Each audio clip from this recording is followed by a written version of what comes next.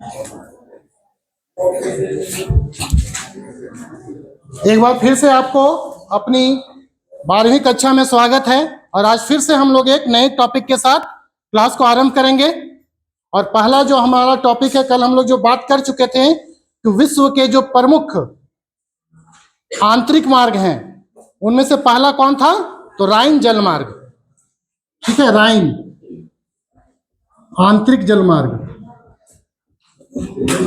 लिख लीजिए, राइन आंतरिक जलमार्ग। इसी पर आज हम लोग पूरे की पूरे बात सेशन को रखेंगे। पूरा सेशन आज हम लोगों का यही होगा। 7 चैप्टर है और 7 चैप्टर में हम लोग परिवहन और संचार पर चल रहे हैं। Transport and communication. सबसे पहले जान लीजिए कि राइन जलमार्ग है कहां, राइन आंतरिक जलमार्ग है कहां। ठीक है, आपकी किताब में राइन जलमार्ग है, तो कोई दिक्कत नहीं, उससे कंफ्यूज मत होइएगा। तो ये देखिए, राइन नदी पर ये है, यह जलमार्ग राइन नदी पर निर्मित है, राइन नदी पर निर्मित है।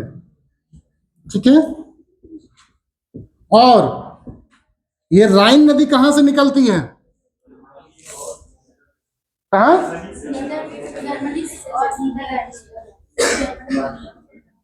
नीदरलैंड से नहीं निकलता बाबू, जर्मनी, स्विट्जरलैंड और फ्रांस की सीमा में एक पर्वत है, उस पर्वत का नाम है ब्लैक फॉरेस्ट। ब्लैक फॉरेस्ट वहां नहीं लिखा हुआ होगा, किताब में नहीं लिखा हुआ। ब्लैक फॉरेस्ट एक अवरोधक पर्वत है। ठीक है ना, तो ब्लैक फॉरेस्ट ये जंगल नहीं है, ध्यान रखिएगा, ये एक अवरोधक पर्वत है, यानी ब्लॉक माउंटेन है, अवरोधक पर्वत है। तो उसके पूर्वी भाग से, ब्लैक फॉरेस्ट के पूर्वी भाग से राइन नदी निकलती है, जहां पे स्विट्जरलैंड, जर्मनी और फ्रांस की सीमाएं आपस में मिलती हैं।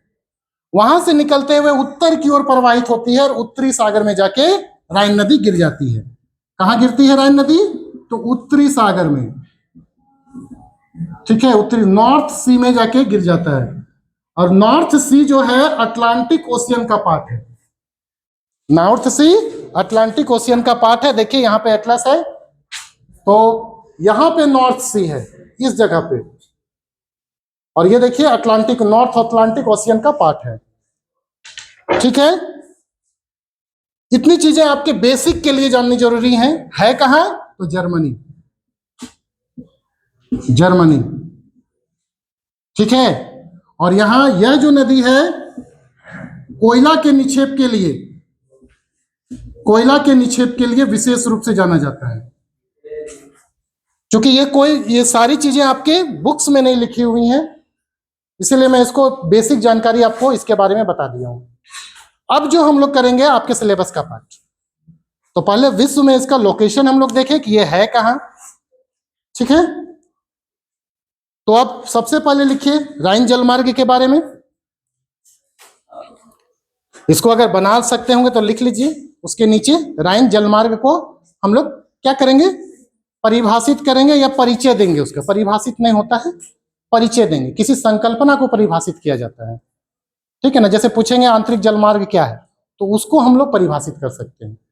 तो राइन जलमार्ग को हम लोग परिचय देंगे कि यह है कहां। तो लिखिए राइन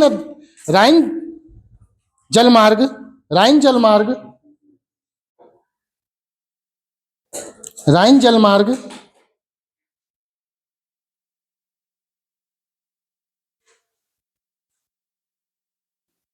हाँ बोल रहे हैं, थोड़ा सोचने दो, नहीं तो फिर ऐसा लिखवाएंगे ताकि आपको याद करने में आसानी हो। राइन जलमार्ग जर्मनी में, जर्मनी में, जर्मनी में ब्लैक फॉरेस्ट से, ब्लैक फॉरेस्ट से, ब्लैक फॉरेस्ट पर्वत से लिखिए, ब्लैक फॉरेस्ट पर्वत से, ब्लैक फॉरेस्ट पर्वत से निकलने वाली, निकलने वाली राइन नदी पर, निकलने वाली राइन नदी पर निर्मित है, निर्मित है,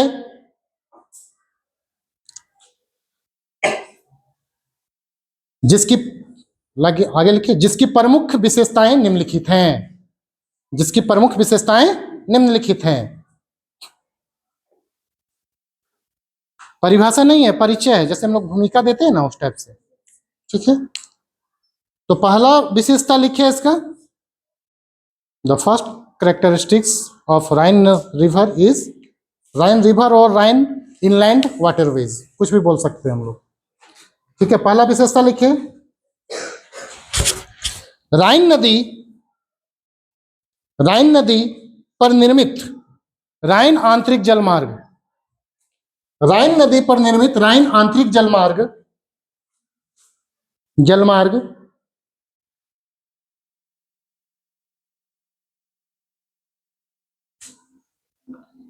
जर्मनी एवं नीदरलैंड्स, जर्मनी एवं नीदरलैंड से होकर गुजरती है, जर्मनी एवं नीदरलैंड से होकर गुजरती है, होकर गुजरती है।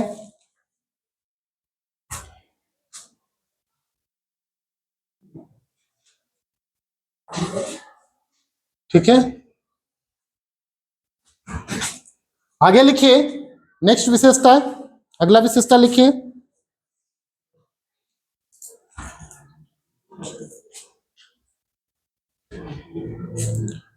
राइन जलमार्ग, लिखिए राइन जलमार्ग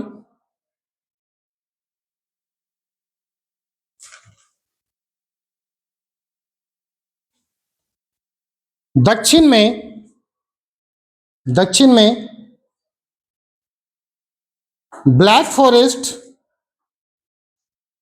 ब्लैक फॉरेस्ट से उत्तर में, से उत्तर में, उत्तर में उत्तरी सागर, उत्तर में उत्तरी सागर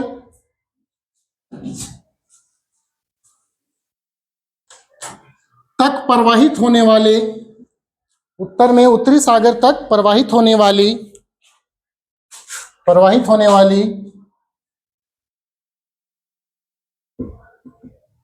होने वाली राइन नदी, राइन नदी के द्वारा, राइन नदी के द्वारा जर्मनी के विभिन्न, जर्मनी के विभिन्न औद्योगिक शहरों, जर्मनी के विभिन्न औद्योगिक शहरों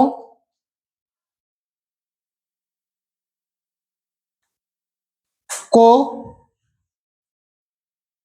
जोड़ने का कार्य करता है, को जोड़ने का कार्य करता है।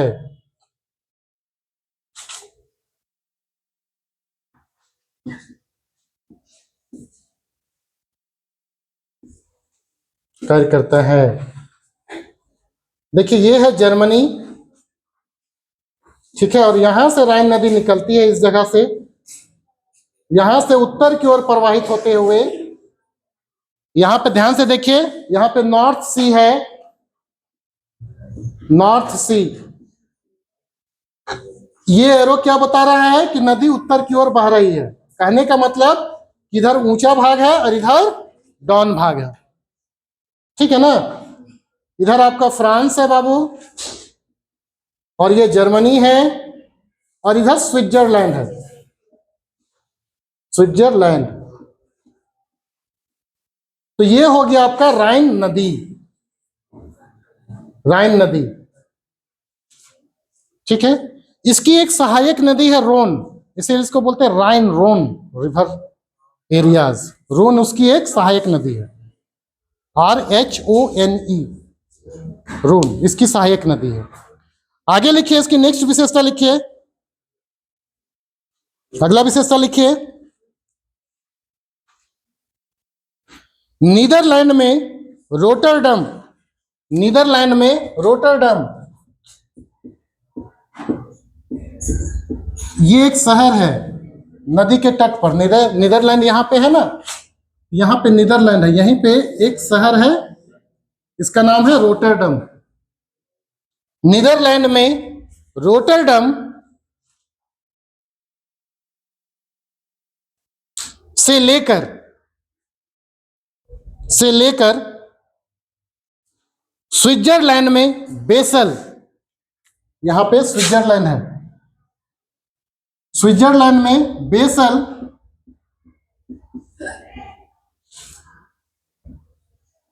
नीदरलैंड में रोटरडम से लेकर स्विट्जरलैंड में बेसल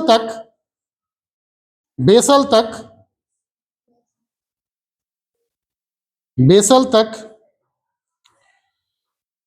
राइन नदी 700 किलोमीटर की लंबाई में, बेसल तक राइन नदी 700 किलोमीटर की लंबाई में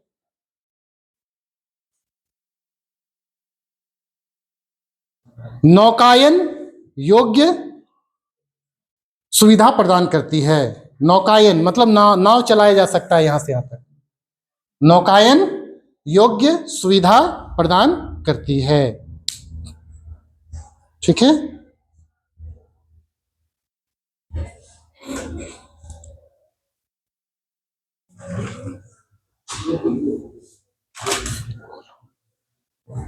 नेक्स्ट में आप लोग लिखिए,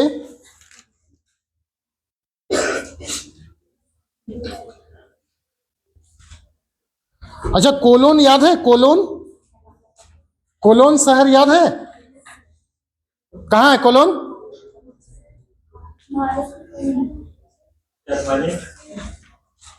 कौन से नहर में है? पनामा नहर में है, याद है? कोलोन शहर को पनामा नगर से जोड़ने का कार्य करता है। तो यही राइन नदी, राइन जलमार्ग क्या कर रहा है? यहाँ नॉर्थ सी से, यहाँ नॉर्थ सी है ना, और इधर याद करिए ये साइड क्या था इधर, याद आया कुछ? याद आया? यहां पे है पनामा नहर, इस जगह पे, और यहां पे है कोलोन शहर, कोलोन, और इधर कौन है? पनामा। तो इस कोलोन शहर को उत्तरी अटलांटिक समुद्री मार्ग द्वारा जोड़ता है। समझ रहे हो? याद करिए, बताए थे ना यहाँ पे आप लोगों को जी, यहां पे आप लोगों को बताए नहीं थे? इधर दक्षिण अमेरिका हो गया। हाँ, नॉर्थ सी ये है ना, और नॉर्थ सी अटलांटिक, ये कौन हुआ? उत्तरी अटलांटिक महासागर हुआ, ये अमेरिका हो गया। ठीक है, यूएसए ये हो गया, और यहाँ पे कोलोन मतलब पनामा नहर है। तो ये जो राइन आंतरिक जलमार्ग है, ये क्या करता है? स्विट्जरलैंड के बेसल से शुरू होता है और आके अटलांटिक महासागर के नॉर्थ सी में सब जहाजों को यहां पहुंचा देता है। और ये जहाज कहां चले जाते हैं? तो उत्तरी अटलांटिक समुद्री मार्ग के द्वारा पनामा नहर के पास, कोलोन के पास पहुंच जाते हैं, और यहां से इसको पार करके ये चाहे तो इधर सेंट जॉन्स, याद है? सेंट फ्रांसिस्को, सेंट जॉन्स तो यहाँ है, सैन फ्रांसिस्को को जोड़ता है, फिर इधर ऑस्ट्रेलिया के पास चला जाता है, फिर दक्षिण पूर्वी एशिया की ओर चला जाएगा। समझ रहे बातों को? तो आंतरिक जलमार्ग क्या किया? समुद्री जलमार्ग से कनेक्ट हो गया। क्लियर? ठीक है, तो वही चीज है। अब आप लोग सोचिएगा कि यहाँ कोलोन कहां से आ गया? कोलोन खोजते रह जाइएगा, यहाँ कोलोन कहीं नहीं मिलेगा, कोलोन यहां मिलेगा। किताब में कहीं नहीं लिखा हुआ है कि कोलोन, कौन सा कोलोन? तो पनामा नहर वाला कोलोन। ठीक है, इसलिए पीछे वाली चीजें अगर आप नहीं पढ़े रहिएगा तो आगे आपको कनेक्ट करने में आसानी नहीं होगी। ठीक है, तो लिखिए इसको, कहां तक लिखे? ठीक, अगला विशेषता लिखिए, यह जलमार्ग उत्तरी सागर से होते हुए, यह जलमार्ग उत्तरी सागर से होते हुए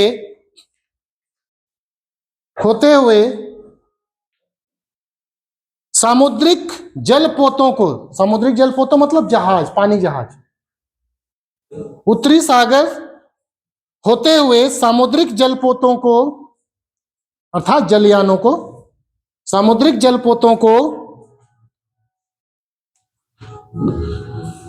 पनामा नहर में अवस्थित, पनामा नहर में अवस्थित कोलोन शहर से, पनामा नहर में अवस्थित कोलोन शहर से उत्तरी अटलांटिक समुद्री मार्ग द्वारा, उत्तरी अटलांटिक समुद्री मार्ग द्वारा जोड़ने का कार्य करता है। उत्तरी अटलांटिक समुद्री मार्ग द्वारा जोड़ने का कार्य करता है। ठीक है, आगे लिखिए। नहीं, नेक्स्ट विशेषता, नेक्स्ट विशेषता लिखिए।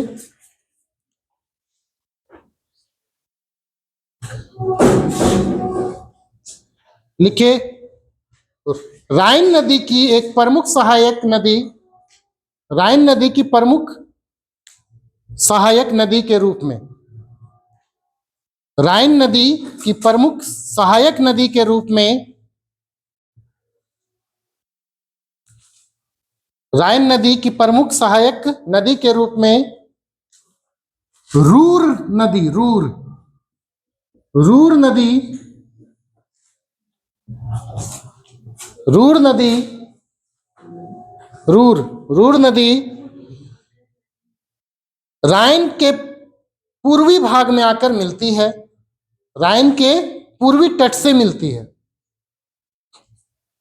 राइन के पूर्वी तट से मिलती है। ठीक है, पूर्वी तट से मिलती है।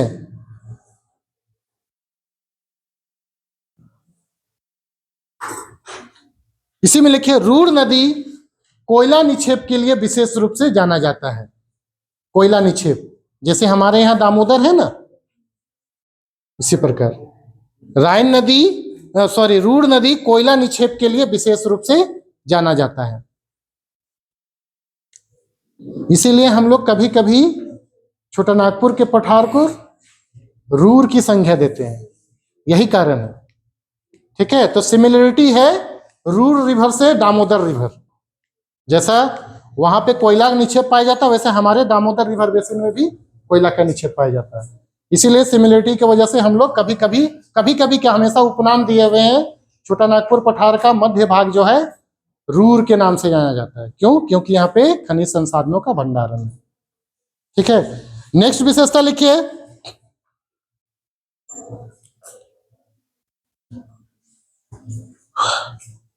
लिखिए, राइन जलमार्ग, राइन जलमार्ग में अवस्थित संपूर्ण नदी बेसिन, राइन जलमार्ग में अवस्थित संपूर्ण नदी बेसिन, संपूर्ण नदी बेसिन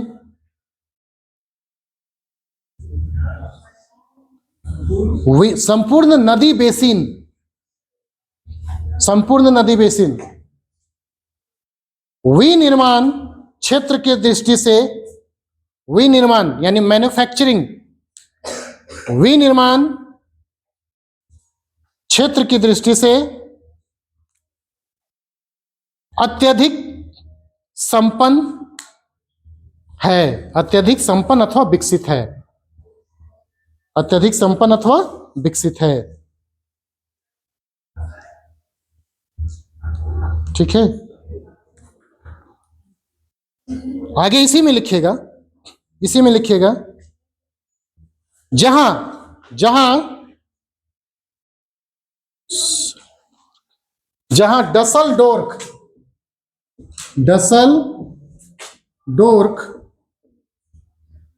जहां डसलडोर्फ इस प्रदेश में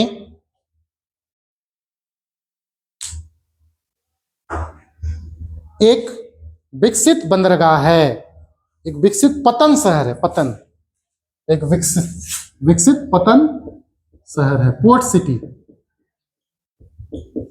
ठीक है, विकसित पतन शहर है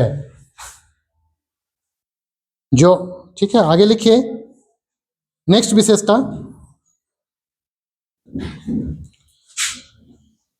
रूर नदी के दक्षिण, रूर नदी के दक्षिण में,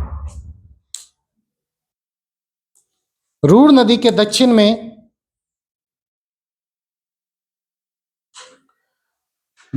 भारी वस्तुओं का आवागमन, रूर नदी के दक्षिण में भारी वस्तुओं का आवागमन, भारी वस्तुओं का आवागमन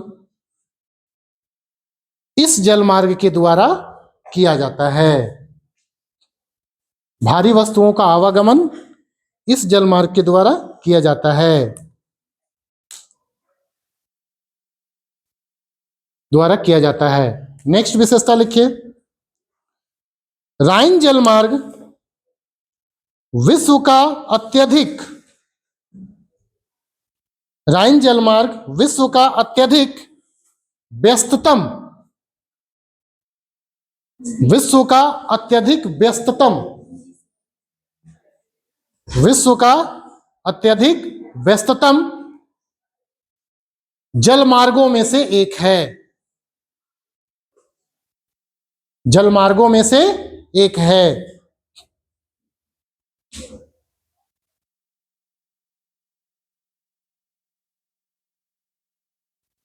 नेक्स्ट विशेषता लिखिए, यह जलमार्ग, यह जलमार्ग स्विट्जरलैंड, कॉमा देते जाइएगा, यह जलमार्ग स्विट्जरलैंड, एटलस में इसका लोकेशन देखते जाइएगा आप लोग, नहीं मिलेगा तो मेरे से पूछ लीजिएगा, Switzerland, comma Germany, France, Switzerland, Germany, France, आगे लिखिए बेल्जियम, बेल्जियम तथा नीदरलैंड के, तथा नीदरलैंड के, नीदरलैंड के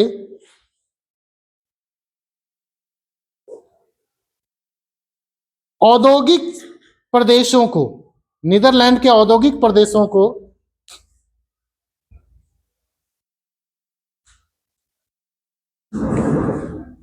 उत्तरी अटलांटिक समुद्री मार्ग द्वारा, प्रदेशों को उत्तरी अटलांटिक समुद्री मार्ग द्वारा जोड़ता है, जोड़ता है,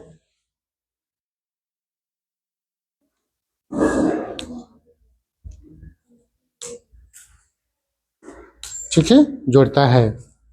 तो ये हो गया आपका विशेषता, ये फिगर को आप लोग बना लीजिएगा, ठीक है ना, इस फिगर को आप लोग बना लीजिएगा, उसके बाद मिटा दीजिएगा इसको। नेक्स्ट जो क्लास होगा उसमें हम लोग जानेंगे डेन्यूब जलमार्ग के बारे में, तो आप इसको अच्छा से पढ़िए, याद करिए, पीछे वाली चीजें सब याद करते चलिए। मिलते हैं फिर हम लोग नेक्स्ट क्लास में। Thank you.